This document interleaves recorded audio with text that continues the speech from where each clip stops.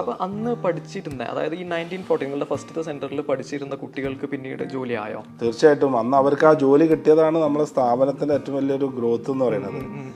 നമ്മളിലൂടെ പഠിച്ചിറങ്ങുന്ന കുട്ടികൾക്ക് ഒരു ജോലി കിട്ടുന്ന സമയത്താണ് ഒരു വിദ്യാഭ്യാസ സ്ഥാപനം എപ്പോഴും വിദ്യാഭ്യാസ സ്ഥാപനമാവുന്നത്. ജിടെക്കിന്റെ ഒരു സക്സസ് എന്ന് പറയുന്നത് അതാണ്. പ്രത്യേകിച്ച് ഞാൻ അതിൽ ജോബ്സ് ബാങ്ക് എന്ന് പറഞ്ഞിട്ട് നമ്മളുടെ തന്നെ ഒരു ഡിവിഷനൊക്കെ ഉണ്ടാക്കി. അതായത് നമ്മളെ സ്ഥാപനത്തിൽ പഠിക്കുന്ന കുട്ടികൾക്ക് ജോലി കിട്ടാൻ വേണ്ടിയിട്ട് ഒരുപാട് കമ്പനികളായിട്ട് നമ്മൾ ടൈപ്പ് ആയിട്ട് ഒരു ഫ്രീ സർവീസ് ആയിട്ട് നമ്മൾ അത് ചെയ്തിട്ടുണ്ട്. ഇത്രയും വർഷങ്ങൾ ആർക്ക് വേണമെങ്കിലും അതിൽ ജോബ്സ് ബാങ്കിൽ ജോയിൻ ചെയ്യാം, ആർക്ക് വേണമെങ്കിലും ചെയ്യാം, ഒരു കുഴപ്പമില്ല.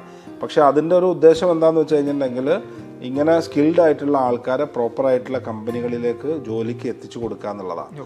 അത് നമ്മളെ ഒരു സോഷ്യൽ റെസ്പോൺസിബിലിറ്റി എന്ന രീതിയിലാണ് അത് ചെയ്തത്. അതിന് പിന്നെ കുട്ടികളെടുത്തുനിന്നോ അല്ലെങ്കിൽ എംപ്ലോയേഴ്സ് എടുത്തുനിന്നോ ഒരു പൈസ കാര്യങ്ങളൊന്നും മേടിച്ചിട്ട് ചെയ്യുന്ന ഒരു സംഭവമല്ല.